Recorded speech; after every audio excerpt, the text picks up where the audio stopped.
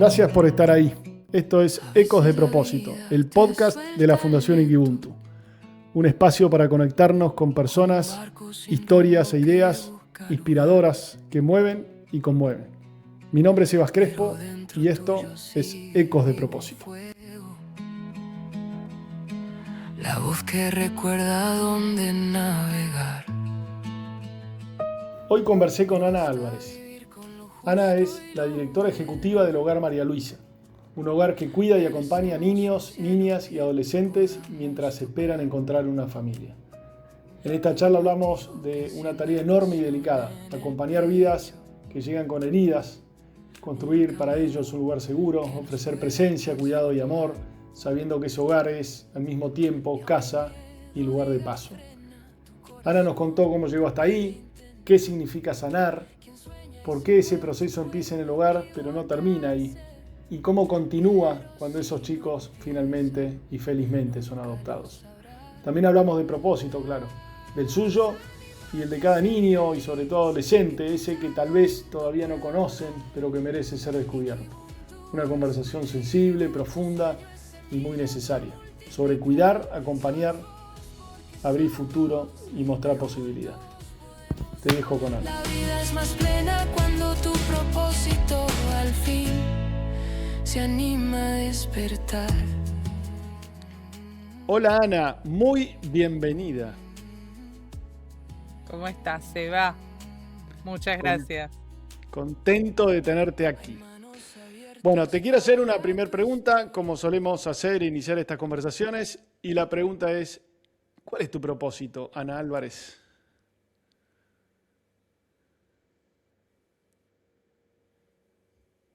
Mi propósito creo que es ser feliz y ser coherente con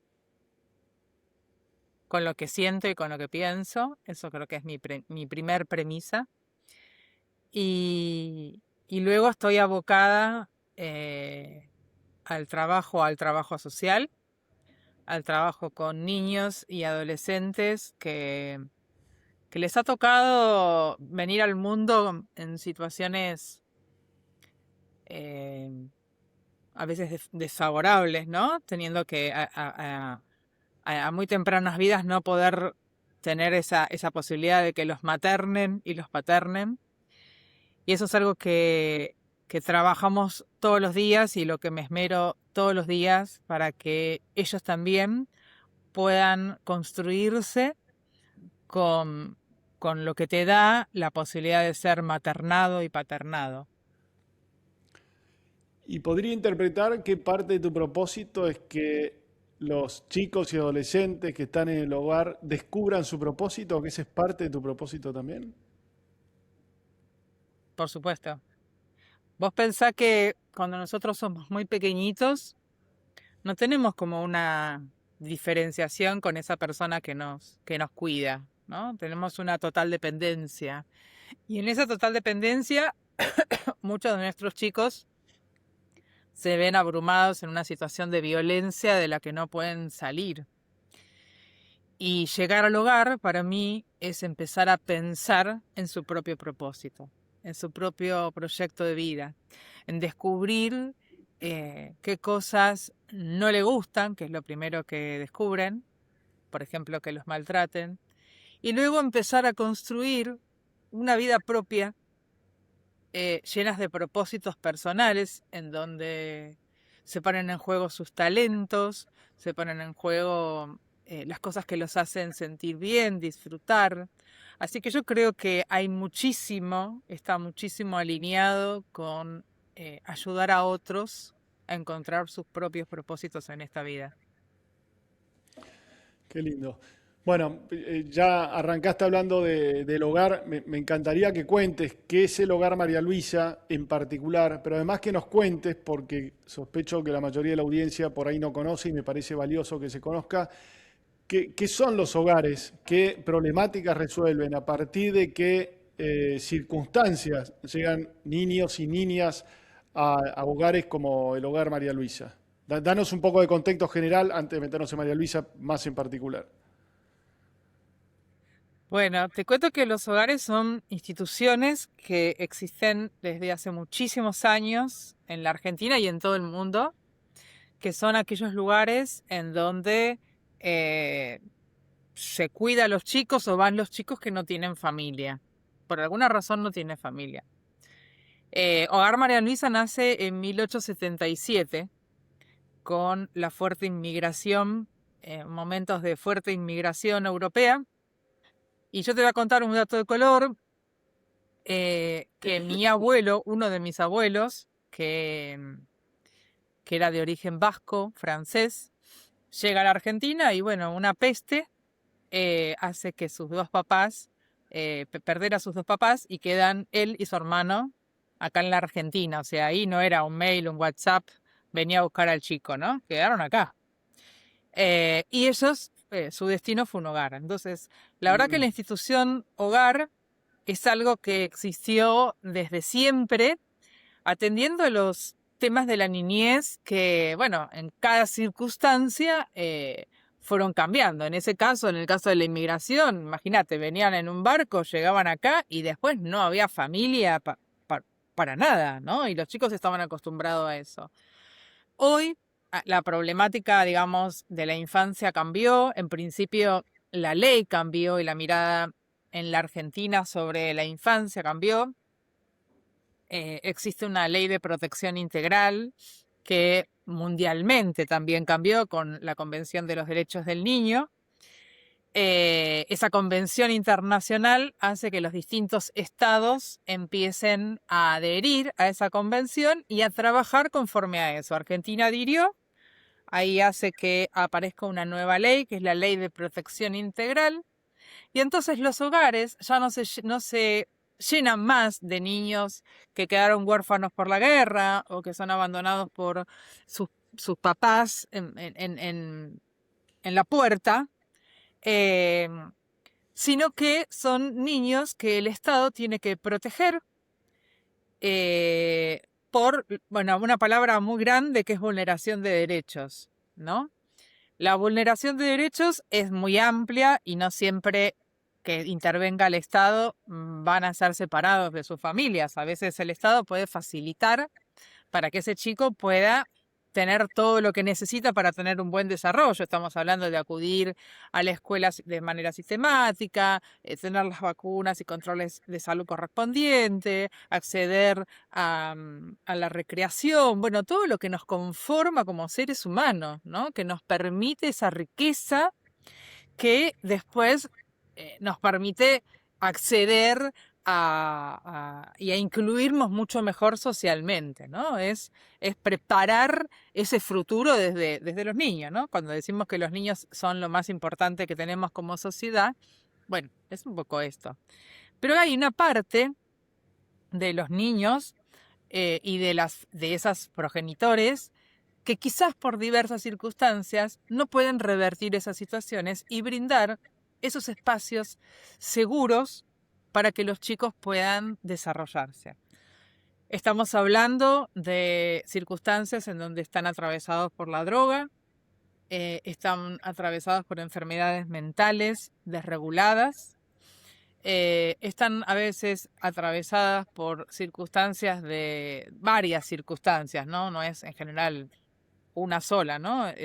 Por ahí hay una cuestión de prostitución, más consumo, más, ¿no?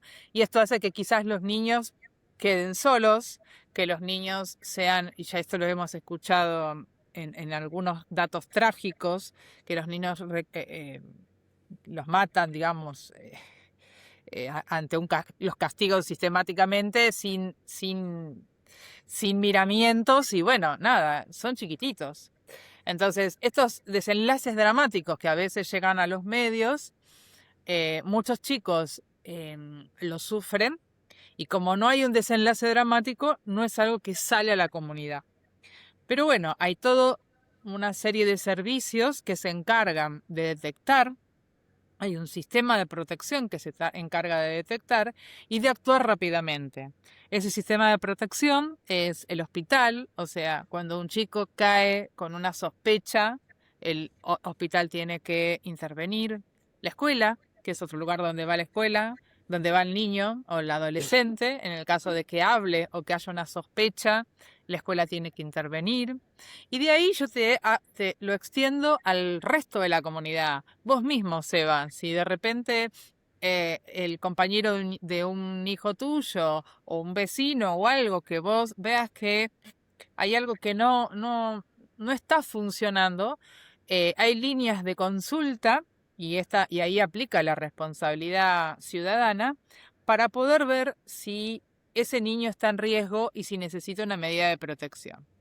No puedo dejar de hablar con vos sin contarte que la línea es la línea 102. Esa es una línea que funciona prácticamente en todo el país. Y después cada localidad tiene líneas más específicas porque como que actúan de manera más cercana. Por ejemplo, nosotros estamos en San Martín y en San Martín está el servicio local, que esa línea 102 derivaría a ese servicio local, pero vos como vecino de San Martín podrías directamente contactarte con ese servicio local de San Martín. Y así pasa en Capital Federal y pasa en cada uno de cada una de las provincias, pasa en cada una de los partidos de la provincia de Buenos Aires. Así que así es un poquito cómo funciona el sistema de protección y cómo llega un niño al hogar. Es cuando esa parte del Estado evalúa esa circunstancia del niño y de todo ese entorno familiar, en donde el entorno familiar se está convirtiendo peligroso para ese niño, ahí se toma la medida que se llama medida excepcional, en donde tiene que ser separado el niño de ese entorno, justamente para que no llegue a un desenlace trágico como, muchas veces llegan a los medios.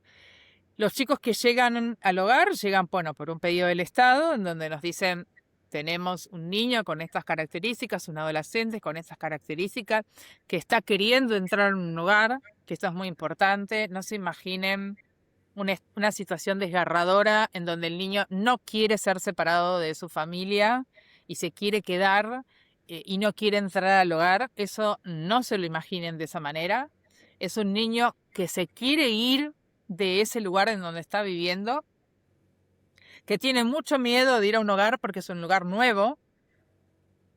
Nosotros recibimos chicos que tienen 4 o 5 años y que creen en Papá Noel, con lo cual hay una cuota de ingenuidad y que es muy grande. Entonces, ¿a dónde vamos? Es algo que los inquieta mucho. Entonces, no va a ser sin temor, pero sí te voy a decir que en general no quieren volver con esa familia de origen. ¿Hay algunos casos? Sí, son esos casos en donde se ingresa a los niños ya sabiendo que puede haber alguien en la familia que pudiera cumplir esa función de cuidado. Y ahí, trabajan los servicios del Estado y nosotros para que esa revinculación se pueda realizar y volver con parte de su familia de origen. Pero te diría que cuando ya llegan a un hogar, que calculale que de la cantidad de intervenciones, el 5% se produce una separación y de ese 5% hay un porcentaje mínimo que va a un hogar, pero ese porcentaje mínimo, que para nosotros es el 100% de los chicos con los cuales trabajamos, son situaciones muy graves que en general terminan en una resolución de adoptabilidad.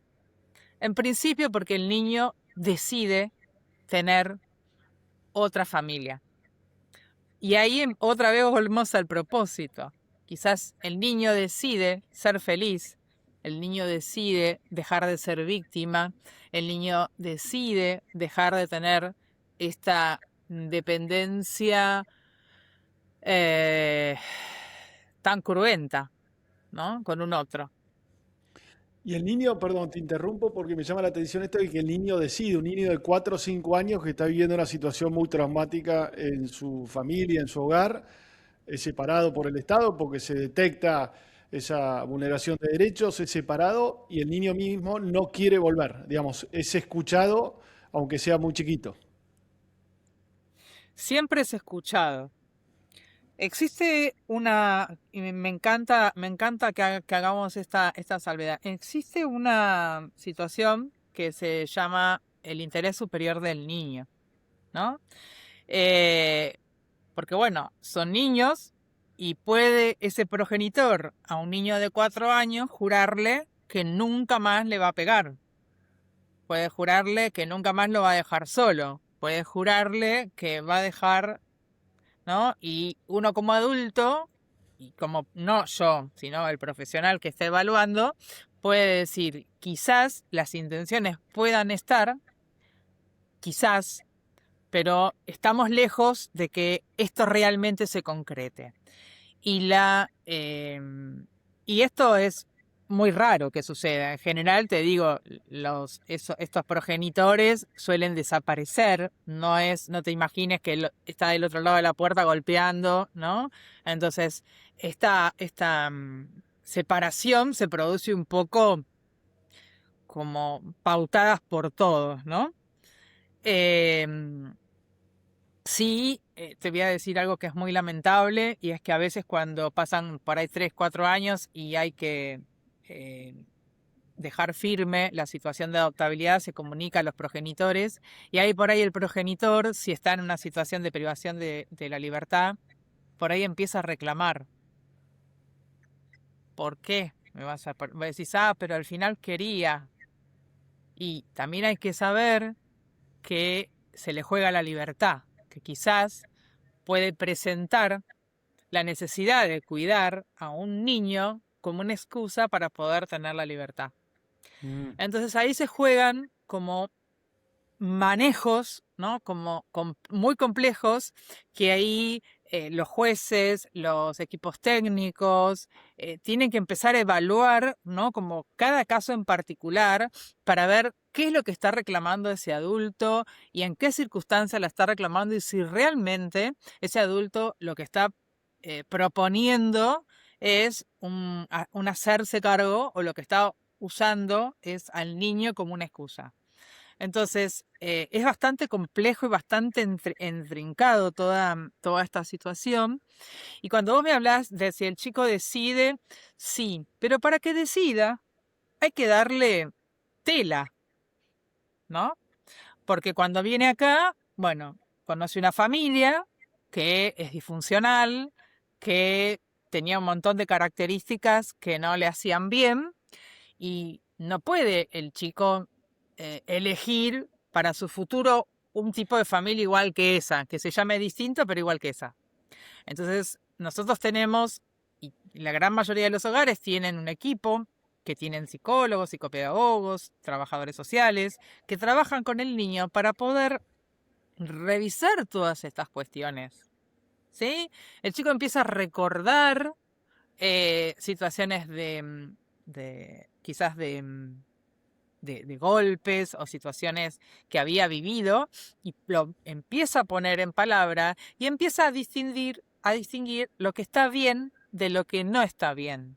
Muchas veces las elecciones están diciendo, lo voy a seguir queriendo, porque es muy difícil decir no voy a querer más a una persona, pero no elijo más ir para mantener esto que yo quiero, también que me pegue o que me pasan estas cosas. Y hay otro componente más que ocurre en los hogares y es que los chicos no están encerrados adentro del hogar. El hogar yo le llamo casa-hogar, para entender lo que pasa en una casa. ¿Qué hace un chico en una casa? Y va al colegio, va al club, se junta con amigos, empieza a tener amigos del colegio, los invitan al cumpleaños, los invitan a la casa. Entonces, toda esta vida social es una socialización también que este chico no estaba teniendo. Entonces, cuando va a la casa de un compañerito, ve cómo funciona otra familia y cómo lo tratan al amiguito. Y cuando va al club, también a él lo lleva un voluntario, pero también ve los padres de los otros nenes que lo llevan. Y a veces el padre hace pool, ¿no? Y lleva también a los nenes del hogar. Entonces, toda la experiencia empieza a tener componentes de entender cómo funciona otros funcionamientos de las familias y otro funcionamiento de la sociedad. Pensar que los chicos que están atravesados por violencias tan graves no están en tanto contacto con la sociedad, están más como aislados de la sociedad. Entonces, yo pienso siempre que entrar en una casa hogar lo tenemos que pensar como una oportunidad para poder tomar decisiones sobre sí mismo, ¿no? En ese sentido. Y aunque te parezca mentira, cuando tienen el encuentro con el juzgado, le preguntan a los pibes, a los chicos, qué es lo que quieren. Y los chicos te dicen, yo quiero una familia, a veces te dicen, te reí, ¿no? Pero te dicen, quiero una familia con todo, con abuelo, con perro, con pájaro, ¿no? Y te enumeran todo lo que les gustaría que tuviera la familia, ¿no? Y porque todo eso también se preguntan, ¿te gustaría tener 2 mamás, 2 papás? ¿Hay algo que no te gustaría que estuviera en tu familia? Y bueno, todo eso se va trabajando hasta el momento en donde se le pregunta cómo te imaginas tu nueva familia. Wow, esto me dispara dos cosas, una desde la mirada de los chicos y otra desde la tuya. Déjame primero ir a la tuya, em, porque te encontrás, me parece a mí, con emociones, o supongo yo, o situaciones como muy fuertes, ¿no? De un chico que sale de su familia y encuentra con el miedo de entrar en un lugar nuevo y todo ese proceso de acomodarse, y supongo yo que no debe ser libre de crisis. Por otro lado, la esperanza de esos chicos cuando aparece alguna potencial familia adoptante. Por otro lado, cuando se van, eventualmente si vuelven, ¿no? Como que hay mucha renuncia y supongo que dolor en muchas de esas partes, ¿no? Y supongo eso de los chicos, y ahora te mezclo con lo otro, y vos desde tu lugar también supongo que dolor y alegría, ¿no? Que van tejiéndose en algo que debe ser, no sé, particular también de llevar. Sorry, te hice una pregunta Eh, dificilísima, pero en definitiva, ¿cómo desde los no, chicos y no, después no, desde no, vos? porque no es difícil, no es difícil, no. Vamos, me parece que estamos en cinto, porque vos hablas de crisis. Sí, la crisis es un cambio y para que haya un cambio es necesario entrar en crisis. ¿Cómo son las crisis? Y cada uno la tiene de acuerdo a su personalidad. Hay crisis más silenciosas, hay crisis hacia adentro, hay crisis hacia afuera, hay crisis muy, muy ampulosas, ¿no? Hay distintos tipos de crisis, pero nosotros sabemos que dentro de estos procesos se vienen las crisis. Digamos, eso es hacia nuestra profesión. Sabemos que ante una ida al juzgado, quizás, en donde se hablan de determinadas situaciones, determinadas personas pueden agudizar una crisis. Sabemos que al poner en palabras determinadas cuestiones que después por ahí terminen en una denuncia, no va a ser, ay, me saqué este tema de encima. No, estamos abriendo la puerta a un dolor muy grande que mientras que se quedaba cerrado, el dolor, viste, que te consume. Esas cosas no dichas, los secretos familiares no dichos, te consumen. Una vez que lo abrís, es la oportunidad del cambio, pero no va a venir fácil. Bueno, por eso mismo tenemos un equipo, pero no es que me vanaglorio del equipo. Y así como yo te digo, yo estoy decidida a ser feliz, yo te digo que acá hay un montón de gente que está decidida a acompañar a estos chicos. Y acompañar a estos chicos a veces es abrazarlo mientras que el chico grita desconsoladamente y poder traerlos otra vez, ¿no? Como acá, ¿no? Y poder contener esa angustia. Yo siempre digo que es fuerte, pero alguien tiene que estar para abrazar todo ese dolor. Porque cuando se enfrentan con la realidad, ¿no? Que hay otras realidades, porque no hay una sola realidad, hay varias realidades, cuando se encuentran que hay otra realidad y miran para atrás, el encuentro es fuerte y hay que estar. Entonces, por eso yo digo que nuestro trabajo es un trabajo full life, porque va mucho metido ahí, mucho de la anticipación de lo que puede llegar a suceder, porque conocemos a los chicos. No es a veces sin internaciones temporarias, no es a veces sin la necesidad de tomar alguna medicación, porque bueno, se disparan las ansiedades. Y esto es temporal.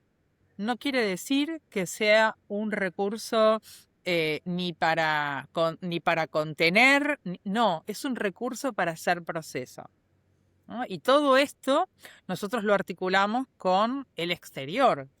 O sea, tenemos lugares de salud mental en donde recurrimos para hacer evaluaciones, para hacer los tratamientos, para hacer los seguimientos o los tratamientos psiquiátricos en los casos que hay que hacerlo. Pediatría también es afuera, neurología también es afuera.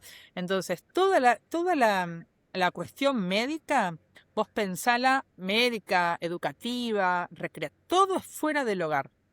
Dentro del hogar es poder entender cómo ese camino especial para poder acompañarlos en esa crisis, para poder salir, porque si quedan en la crisis, es un problema, ¿no? Entonces, para poder atravesar esa crisis, y es lo que si vos me dirías, me parece que eso tiene que pasar acá adentro. Porque si ese chico, esa adolescente, va en adoptabilidad, ya lleva un buen camino ganado. Porque si no, esa familia que ya sabe que tiene una historia, que ya sabe que todo esto, se va a encontrar con cuestiones de tener que rearmar los vínculos, pero si además de rearmar los vínculos tienen que acompañar en todo este proceso, es un montón. Es un montón.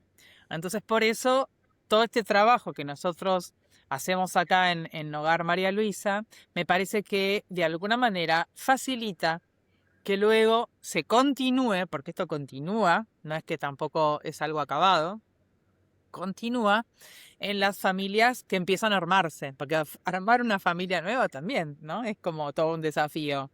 Pero por lo menos dejar claro algunas cosas. Yo siempre digo, uso el ejemplo, ¿viste cuando se te cae en la biblioteca?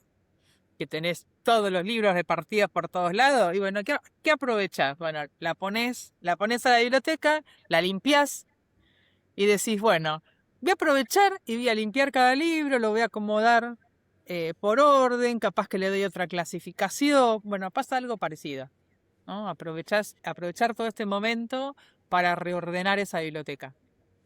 Es como que arranca, entonces el proceso de sanación empieza en el hogar y por ahí no termina nunca, pero empieza en el hogar, son los primeros pasos de la sanación, ¿no?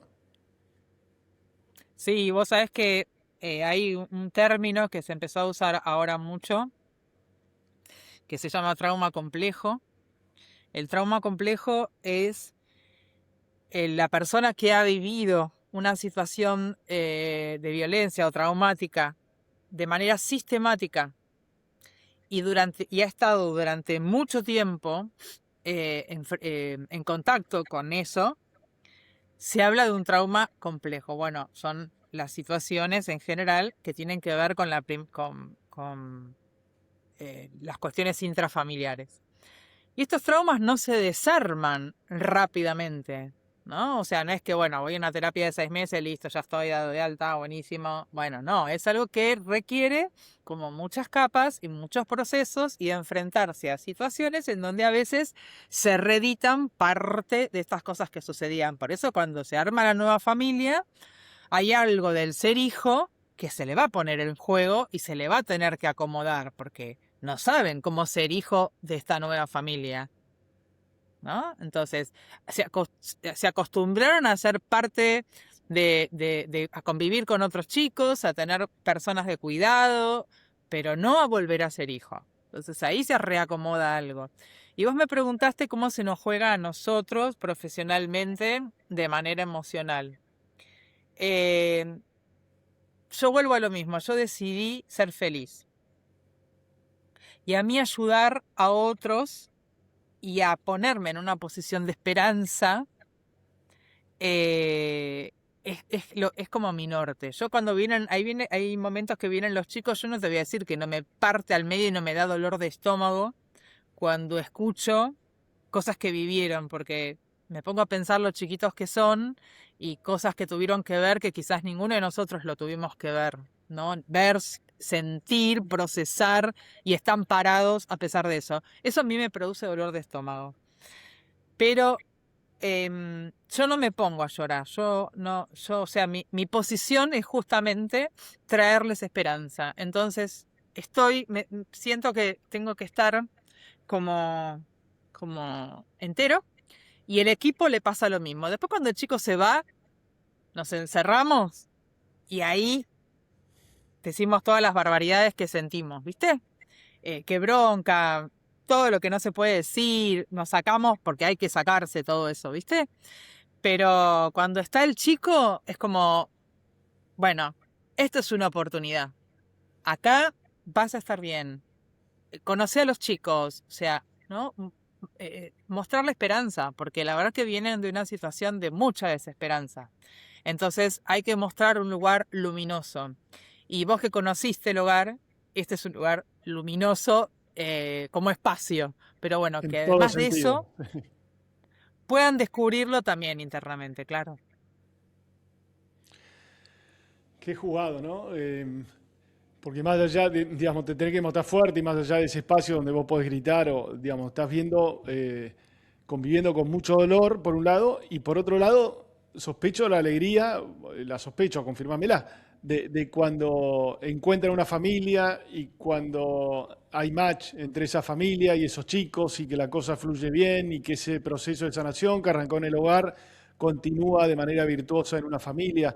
Eso supongo que también te debe llenar el alma. Entonces ahí hay como un contraste que en lo personal, más allá de lo profesional, cuando llegas a tu casa y te vas a dormir, que ahí se te ven jugar cosas. Sí, nosotros nos encontramos como una forma de llamarnos que es la casa de camino a casa. Nos Mm, consideramos un puente. Eh, y te digo que a los pibes los defendemos como si fueran tu hijo, mi hijo, ¿viste? La maestra dijo algo y te da ganas de salir corriendo a pelearte con la maestra como es tu hijo, ¿viste? Te agarra esa cosa igual. Pero en el momento que te dicen apareció una familia, para los chicos, no te lo puedo asegurar, pero que sienten, porque cada uno siente, pero es un poco, siento que es un poco me eligieron, ¿no? mm, Sienten ser elegidos. Y a partir de que cualquiera de nosotros somos elegidos, empezamos a construirnos de manera distinta, ¿no? Y a valorarnos de manera distinta. A pesar de que esté todo bien, hay algo de que no me eligieron, porque bueno, pensemos que esos progenitores eligieron no cuidarlos, eligieron no venir a buscarlos, eligieron no cambiar sus circunstancias para poder tenerlos y cuidarlos como corresponde. Eligieron ponerlos en riesgo. Entonces aparece una familia o aparece una persona en donde elige aceptarlo tal como es. mm. Aceptarlo con sus rabietas, aceptarlo, porque bueno, ya te digo, la crisis no, o el proceso no es lineal, ¿no? Entonces dice, mira, esta persona me quiere conocer y me quiere llevar a su casa, quiere que yo sea su hijo y me está aceptando.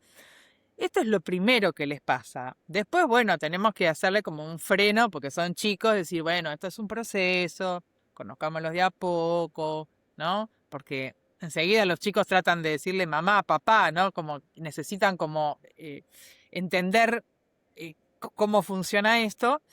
Y por ahí es tomarse su tiempo para que las ansiedades vayan procesándose y los miedos vayan procesándose de a poquito.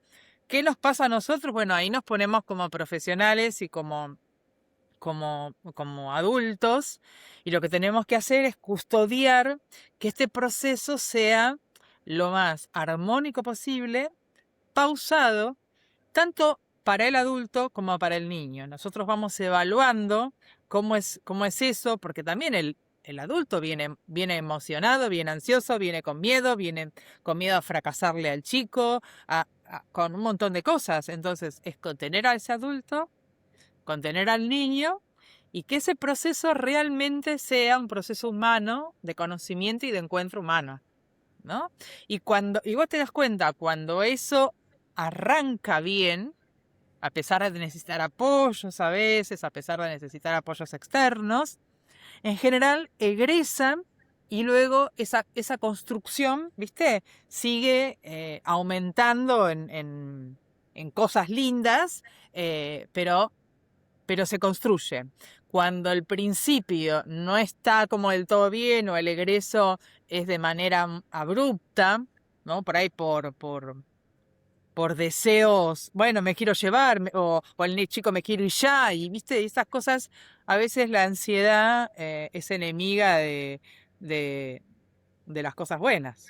Entonces, bueno, como nosotros como equipos tenemos que estar como velando por esto y en la medida que vemos que las cosas van bien, nos vamos entusiasmando porque ese trabajo que empezó con ese chico que entró muerto de miedo, flaquito como un dedito, miedo a todo, que no hablaba, de repente tiene toda una familia y empieza a soñar con irse de vacaciones, que lo lleven al colegio, ¿no? Empieza una vida en un núcleo familiar. Qué linda historia. Y esa es la historia feliz. ¿Y qué porcentaje de los chicos que van al hogar terminan esa historia feliz? En el sentido de que son adoptados y son adoptados no sé si decirle en tiempo y forma, pero de una manera armoniosa. ¿Y cuántos no tienen esa suerte? Y de repente, porque ustedes tienen niños y adolescentes, ¿y cuántos van a la casa adolescentes y después se egresan desde el mismo hogar?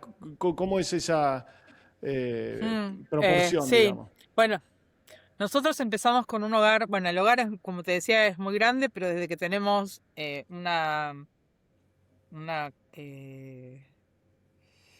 desde que tenemos el convenio con el Estado y que trabajamos de esta forma que yo te estaba diciendo por esta problemática, nosotros teníamos un hogar de niños. Y el hogar de niños, no sé si vos sabés, pero la gran mayoría de los postulantes quieren o bebés en niños muy pequeñitos. Cuando te hablo de niños muy pequeñitos, te hablo de que a partir de los 4 o 5 años las personas ya no se anotan tantas. Se anotan a chicos más chiquitos. Quieren acompañar como esos procesos del bebé abandonado. Nosotros imagínate que todos los chicos que recibimos es a partir de 4 años, con lo cual nos enfrentamos al desafío de que por ahí no haya tantos postulantes. En general, todos los chicos que van pasando por el hogar, nosotros ahora tenemos muchas convocatorias públicas que estamos difundiendo para ver si podemos conseguir alguna familia que pueda empezar este proceso tan bello. Y son chicos que por ahí tienen 10, 11, 12 años. Ahora, lo que vos me traes del adolescente es algo que nosotros descubrimos hace unos años atrás y que lo vimos como un real problema, porque el chico lo que le empezaba a pasar mientras que estaba en el hogar de niños era que crecía, que cumplía 13, 14 años, que no le podías dar como las cosas que necesita un chico adolescente, como estar con pares, y los tenías que trasladar, pero lo tenías que llevar a 2 horas del hogar, de donde estaba ahora. Entonces cortaba todos los vínculos. Si tenía un hermano, lo tenía que dejar. Era una decisión tremenda. Y encima, tampoco sabiendo si se iba a adaptar al otro lugar. Ahí fue que abrimos un hogar de adolescentes acá. Porque bueno, una cosa que por ahí bueno, creo que te imaginás, pero si a partir de los 4 años ya no hay gente que se quiera anotar, vos imaginate en la adolescencia. Es vox populi que el adolescente es complicado. Imagínate adoptar a un chico adolescente. Hay como un mito enorme de que es algo re complicado. A mí en lo particular me encanta trabajar con adolescentes. Creo que es un total mito. Sí, es muy distinto porque vos el niño cree en Papá Noel, el adolescente ya no. con lo cual te va a enfrentar, con lo cual tiene mucho más claro lo que quiere, aunque todos los días quiera algo distinto, pero está en una búsqueda. Entonces, ahí nos requirió urgentemente armar otro equipo para poder dar eh, una respuesta a los adolescentes. Y yo soñaba con una casa abierta, ¿no? Que puedan tener como la misma o la experiencia más parecida a una familia.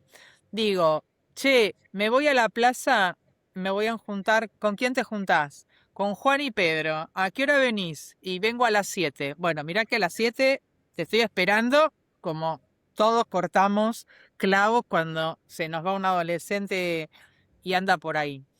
Bueno, con ese nivel de confianza vamos construyendo con las distintas chicas los niveles de autonomía. Entonces vos tenés chicas con discapacidad inclusive intelectual que pueden moverse solas por el barrio, que, bueno, por suerte algunas ya cobran una UH, que es un valor que le da el gobierno, pero eso es muy valioso para ellos, no por el dinero en sí, sino para empezar a gestionar dinero, como cualquier otro adolescente, a poder comprarse algo que desee, empezar a desear para comprarse, empezar a ahorrar, o sea, desear para empezar a ahorrar, para pensar a comprarse. Entonces hay un montón de cosas que pasan en el hogar de adolescentes que no pasan en un hogar de niños. Por supuesto hay mucho más de la complicidad, están las competencias, hay muchas más chicas que van a competir al club, ¿no? Se anotan en algún deporte, entonces los fines de semana son fin de semana de club. No son chicas que vayan a bailar, pero porque esta camada no surgió, pero por ahí otras camadas iban a los bailes del club. Les cuesta en general el insertarse en otros espacios, porque bueno, está este mito en la sociedad y está la automarginación que también ellas se proponen.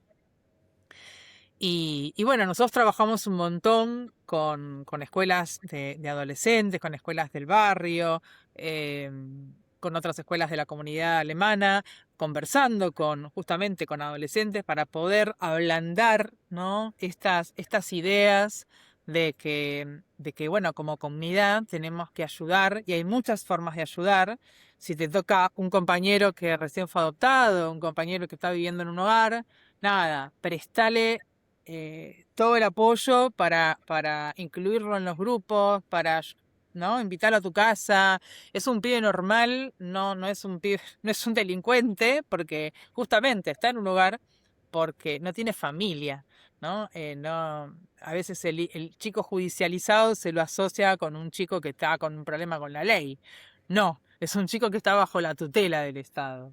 Y pegado a eso está que no todas las chicas salen a adopción porque hay muchas menos, muchas vuelven a tener relaciones con su familia. Y lo más positivo, me parece que a veces esas familias obviamente les cuesta mucho cambiar sus circunstancias, pero a veces las chicas al volver, del volver de tener contacto, después de haber tenido una experiencia en el hogar, vuelven a visitar, ¿no? Visitan, están un tiempo, digo un rato, ¿no? Van a tomar la leche, van a tomar unos mates, pero vuelven al hogar. O sea, siguen en el proyecto del hogar y siguen en contacto. Y eso me parece como muy saludable porque parte de nuestro trabajo también tiene que ver con reorganizar esos vínculos, ¿no? Que ellas puedan tomar sus decisiones personales, poder tener sus proyectos personales y no proyectos que estén atados a una familia, a una cultura, que estén atados emocionalmente, ¿no? Sino tener la libertad de poder elegir sus propios pasos.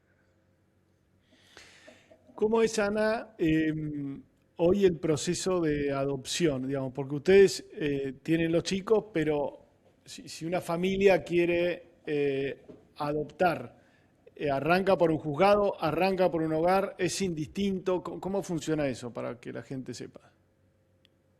Bien, es importante entender que cuando no hay un chico que tenga cuidados, la tutela de los padres, el chico entra dentro de un sistema, ¿sí? Y en ese sistema hay muchos actores que funcionamos. Está el juzgado, que es el que se hace cargo, el juzgado o la asesoría, que es quien tiene la tutela de ese chico. Y nosotros como hogar, como ONG, tenemos la responsabilidad del cuidado con todo lo que significa el cuidado, ¿no? Desde las 24 horas, los 365 días del año, lo que se te ocurra. ¿Sí? Es Navidad, es el cumpleaños, viaje de egresados, o sea, la necesidad que se le encargó una uña, bueno, la necesidad que si a vos se te ocurra a las 2 de la mañana o a las 3 de la tarde, la resolvemos nosotros como la resolverías vos en tu casa. No estás en tu casa, te llama la persona que está cuidando, que se accidentó, bueno, es lo mismo. Nosotros, como hogar, estamos organizados para responder a todas esas cuestiones. Ahora, nosotros acompañamos los procesos administrativos de los chicos. Es el Estado quien define en qué momento se declara la situación de adoptabilidad, si nos piden informes de cómo va el proceso y de todo este acompañamiento que yo te conté en materia psicológica y simbólica del chico. Pero luego aparece otro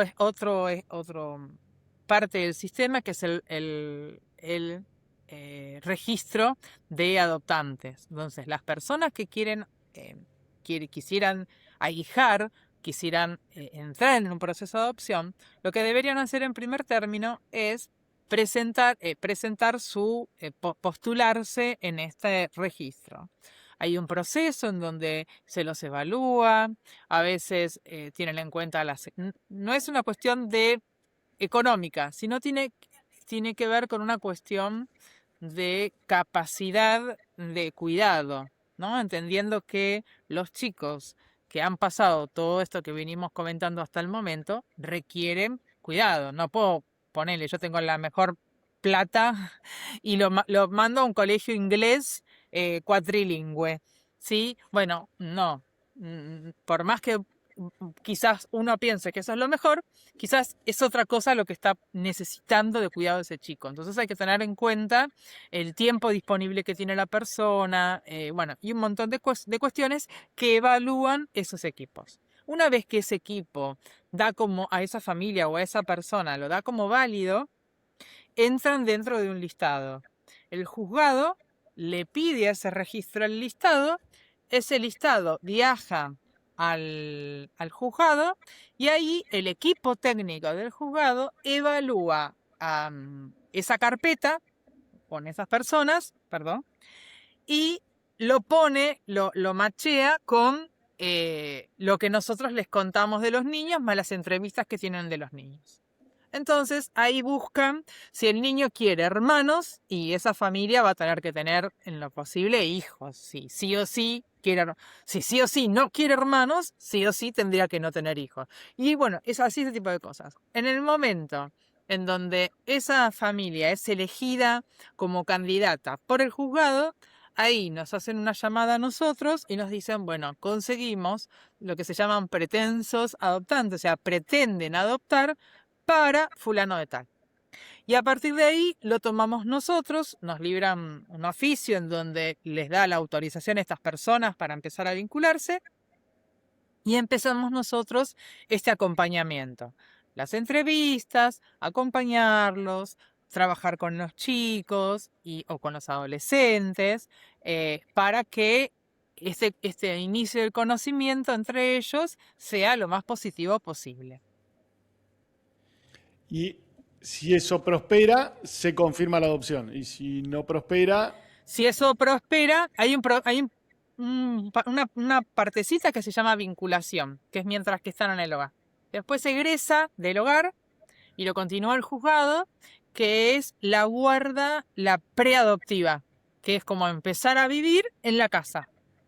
y el juzgado los va citando. Una vez que todo funciona bien, se da la guarda concreta, que eso les permite anotarlos en la escuela, ponerlos con la obra social, como un montón de cosas. Y a partir de que todo eso está bien, pueden iniciar, y ahí, bueno, no sé los tiempos, el juicio de adopción. Que el juicio de adopción sería que, bueno, tengan el apellido de esa familia y todo eso. Es importante que sepas que también para los adolescentes, que no siempre quieren cambiar el apellido, porque ahí se empiezan a jugar otras cosas, o por ahí la familia, que no sé si quiero adoptar un adolescente, pero sí me encantaría poder acompañarlo y ser familiaridad para este chico. Bueno, existe una figura que también te podés anotar en el registro que se llama referente. El referente es una persona que puede acompañar, es evaluado también, pero llegados a los 10, o sea, no le va a poner el apellido y los acompaña hasta los 18 años. Por supuesto que si esto es algo positivo, va a seguir acompañándolo más tiempo. Es como el primo se crió en casa, ¿me entendés? El famoso, el primo se crió en casa, el vecino se crió en casa, no es mi hijo, pero le digo mi hijo. Es más o menos lo mismo, pero con una figura legal, ¿no? En donde existe toda la morosidad, pero además existe esta figura legal que es el referente. Y te digo que es una opción muy viable para todos los adolescentes que quizás quieren tener una familia, pero están en esta situación tan contradictoria que quizás a la familia le resulte más cómodo entrar en esta figura y no en una figura de adopción. Y esta figura de referente es una persona o una familia por cada chico, o cada chico puede tener varios. No, jurídicamente esta figura, esto que yo te digo es algo, una figura jurídica, así como está que vos te podés anotar para hacer, adoptar, podés una figura para poder ser referente de un chico. Entonces, para uno o para otro, que son chicos más grandes.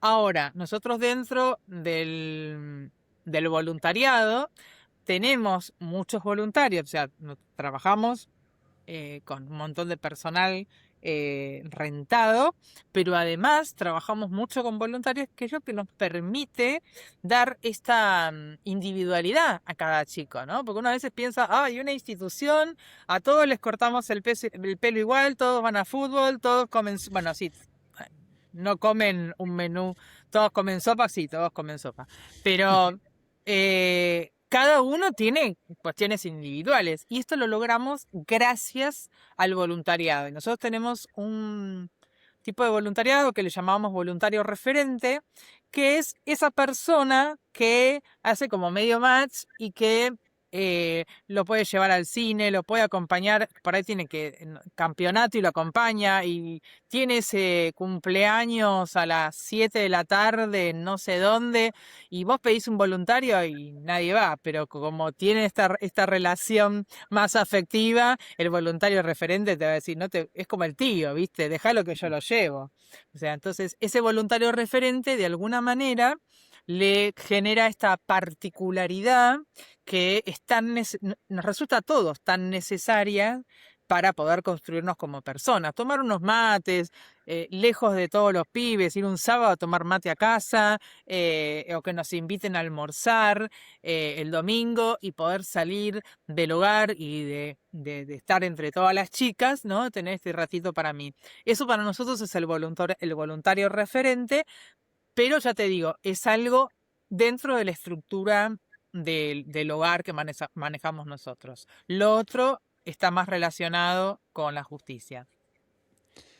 Ok, te pregunto cuántos, porque vos al principio hablaste de chicos y chicas y después solo de chicas. Entiendo que el hogar de niños es de niños y niñas y después el de adolescentes solo de mujeres. Confirmame eso y qué cantidad de chicos y adolescentes están acompañando hoy. Sí, nosotros tenemos en un mismo edificio, lo compartimentamos como si fuera un edificio de departamentos, para que te hagas una idea. Era una escuela y le hicimos unas modificaciones. En el hogar de niños tenemos 20 chicos viviendo con nosotros, entre 4 y 12 años de edad, y ahí hay nenas y nenes.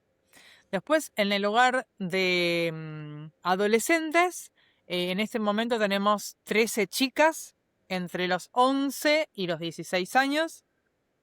Y tenemos una casa pregreso, que son chicas que están por cumplir los 18 o que ya tienen 18, 19 y se podrían quedar hasta los 21 años.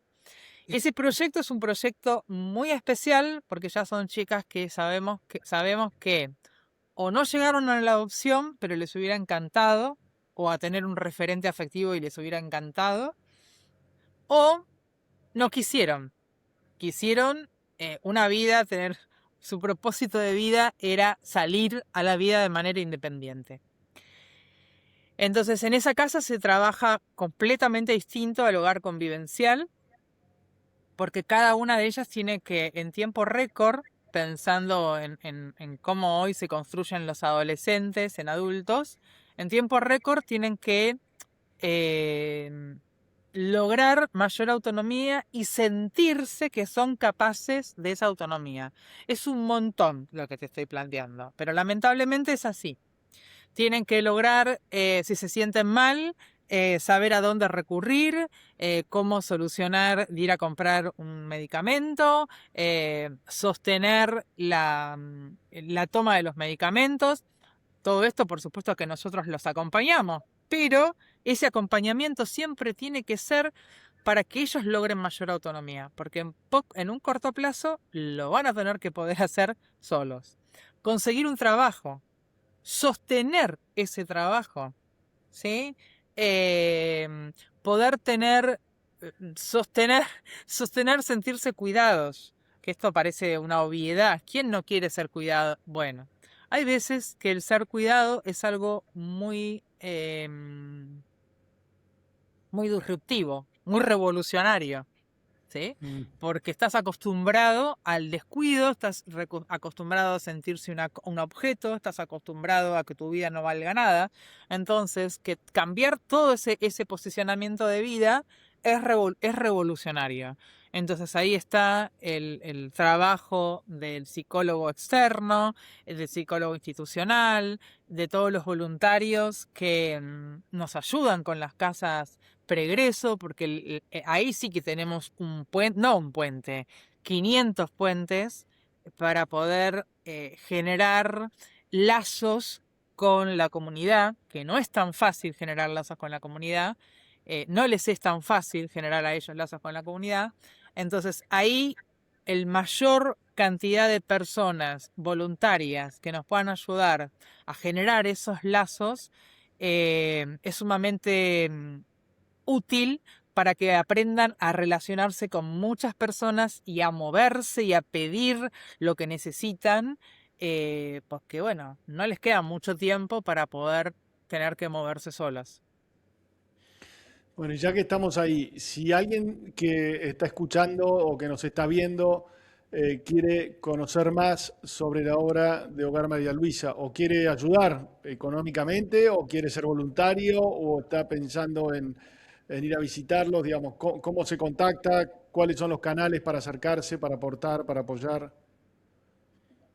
Mira, creo que hoy la gran mayoría de las personas están en Instagram. Por supuesto que tenemos Facebook, que tenemos TikTok, que tenemos la página, pero si entras en Instagram tenés la posibilidad de escribirnos por privado, tenés la posibilidad de ver cómo lo hacemos, cómo lo trabajamos. Tenés la posibilidad de mandarnos un WhatsApp, porque ahí te metés y podés escribirnos un WhatsApp. Tenés también la forma de colaborar, o sea, todo lo que yo te estoy contando se logra gracias a los donantes que tenemos. O sea, todo este trabajo profesional, diferencial que hacemos y en el que creemos profundamente, lo hacemos financiándolo tanto con empresas como con personas, con individuos que nos acompañan desde hace muchos años, y te imaginarás este crecimiento que, bueno, de hace 4 años atrás triplicamos la cantidad de personas con las cuales trabajamos, de chicos con los cuales trabajamos. Así que bueno, el ritmo de necesitar espalda económica es importante. Así que yendo al Instagram, que es @hogarmarialuisa, pueden encontrar todas las formas de colaborar, inclusive hacerse voluntarios, y nos escriben, nos preguntan y siempre contestamos. Siempre. Antes de ir, tengo acá algunas preguntas del público que está atrás de cámara, pero quiero contar una experiencia personal. Cuando nos juntamos hace no tanto en el hogar, era tarde, serían las 7, 8 de la noche, y cuando salgo había un chiquito que estaba ahí sentado y de repente me vio, vino y me abrazó. No sé si te acordás. Sí. Y fue fuerte, ¿viste? Un chiquito así. Te digo que terminó el día y repasando el día fue de las cosas más lindas que me habían pasado, ¿viste? Ese abrazo, ese chiquito, no sé, una cosa linda, emocionante. Sí, No sí, sé, sí. Eso, vos sabés me que vino yo te más voy a a contar compartirlo. algo, te cuento algo muy cortito. Cuando él y el hermanito entraron en una situación bueno, muy desgraciada. Y a los pocos días empezaban a ir al médico, ¿no? Hacían los transportes en colectivo para ir al médico. Y cuando volvían, le decían a la cuidadora, ahora volvemos a casa, ¿no? Casa era volver al hogar. Y a nosotros se nos llenaba el corazón, porque digo, ¿cómo ya reconocen a este lugar como un espacio propio, ¿no? Ahí sí que Sí, menos emocionamos, ¿viste? Decíamos, no. ahora estamos volviendo a casa, ¿no? Decían. Y tenía una Y era carita muy notorio. de estar en casa. Tenía cara de estar en casa ese chico. Ah, no, él está, sí, sí, sí, él está en casa. Él Mm. es, sí. Bueno, es que el cambio que él tuvo de la vida que tenía a la vida que tiene ahora es muy Mm. grande y él es muy chiquito. Bueno, te felicito y gracias, Ana, por lo que hacen es tremendo. Bueno, te voy con preguntas de la audiencia. Primero, ¿cuándo y por qué empezaste este camino? ¿Es un camino particular, de mucha entrega? Perdón que lo diga como lo voy a decir, pero de mucho heroísmo, porque se deja mucho en este camino. Creo que lo está diciendo suave, pero entiendo que es un camino fuerte, ¿no? Entonces me importa saber, en base a esto que me dice uno de los chicos, ¿cuándo y por qué empezaste este camino? Eh, Mira, yo estaba en mi historia personal, no tuve las cuestiones más allanadas y más simples. Y un día me tuve que alejar de una situación no grata de convivencia en casa, ¿viste? A los 19 años. Y, y no me fue para nada fácil. Y bueno, y el tiempo que vino después tampoco me fue fácil. Recibirme, conseguir un lugar donde vivir, no me fue fácil. Y cuando empecé a estudiar, que estudié profesor de educación física, en un momento una amiga me lleva a un hogar. Y a partir de que un hogar de varones era, y yo iba como voluntaria. Y ahí se me movieron un montón de cosas personales, y me tuve que dejar también, porque me atravesó, ahí sí que me atravesó mal.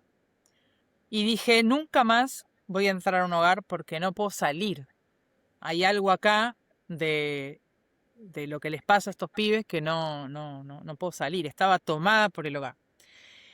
Y bueno, seguí trabajando con chicos, porque bueno, soy profesor de educación física, en cuestiones de derecho, y apareció Hogar María Luisa, a través de una otra amiga. ¿Y por qué no me venís a ayudar en la parte de desarrollo institucional? Bueno, sí, qué sé yo, y cada vez me fui metiendo metiendo más, y me encontré todos los días acá adentro. Y me ofrecieron la dirección. Y ya estaba en otro momento de mi vida, ya había sido mamá, y acepté. Y te digo que es lo mejor, después de mi hija, es lo mejor que hice en la vida, ¿no? Aceptar. Porque yo sé que es de mucha entrega, pero también cada cosa que hago yo siento que hay algo de mí que también se repara. Mm, Entonces yo creo que esa entrega es entender, no sé si es entrega, es entender lo que al otro le está pasando, lo que le está doliendo, te duele distinto. O sea, no hace falta que te cuente lo que te está doliendo. Yo sé que te está doliendo, pero también sé que vas a salir adelante. Estoy mm. convencida, no es que te lo digo porque yo sé, mira, acá estoy. Entonces, por eso, viste que te dije, yo elijo ser feliz.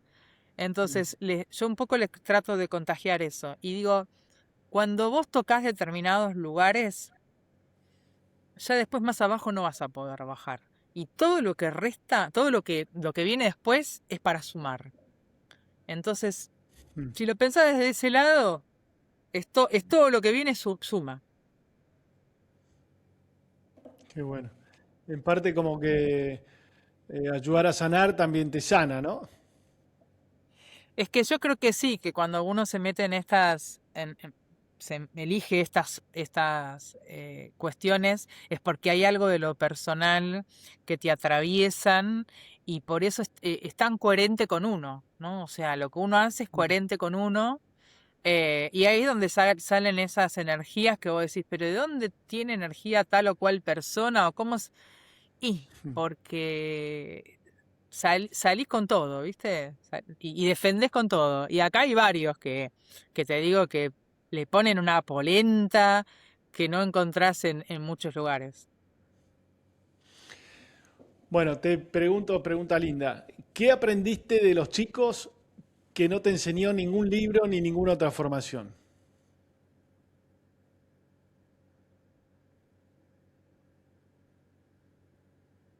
Eh, la palabra resiliencia, ¿viste que es una palabra re fuerte? Como hasta se te traba la lengua.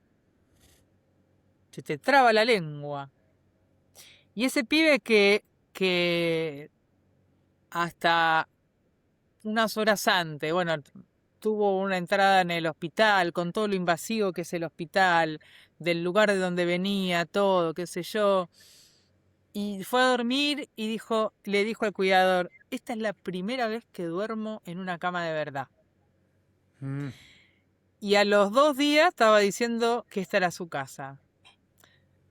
Entonces, cuando vos fíjate que no lloró por todo lo que sufrió, no lloró por la desgracia de lo que le tocó vivir, no, no, no. Sin embargo, empezó a tomar todo lo bueno y a construir una nueva vida a partir de lo bueno que le está llegando, ¿no? Tiene mm. amigos, aprendió a andar en bicicleta, le gusta vestirse bien.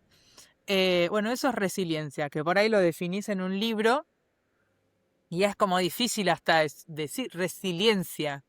Bueno, todos estos chicos tienen una resiliencia porque tienen una sonrisa así grande. Qué bueno. Bueno, Ana, te voy a hacer una última pregunta. Imagínate que de acá a muchísimos años estás en tu último día. No solo en tu último día, sino que estás en tu último minuto. Estás acostada en una cama con los ojos cerrados, estás con toda la gente que más te quiere alrededor tuyo y ellos piensan que vos estás inconsciente, pero vos los estás escuchando. Y la pregunta es, ¿qué te gustaría escuchar de la gente que más querés antes de que te vayas? Que digan de vos, ¿no? ¿Qué te gustaría que digan de vos antes de tu partida?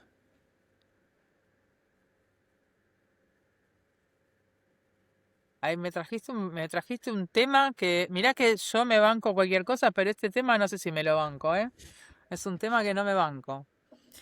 Em,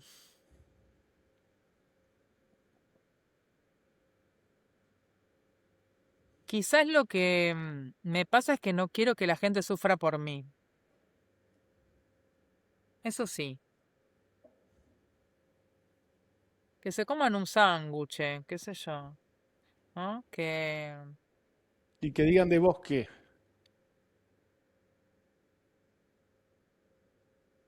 nos vemos en un rato. No, no, no te voy a decir, porque la pregunta es para que yo te diga cómo quiero que me recuerden.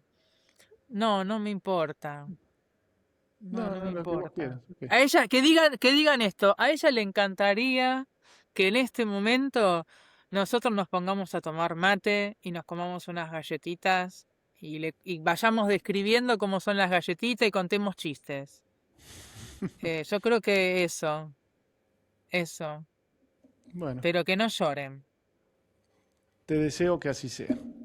Bueno, Ana, lindísima charla. De nuevo, gracias por lo que haces. Y bueno, gracias por compartir tu entrega, tu experiencia y tu obra acá en este Ecos de Propósito.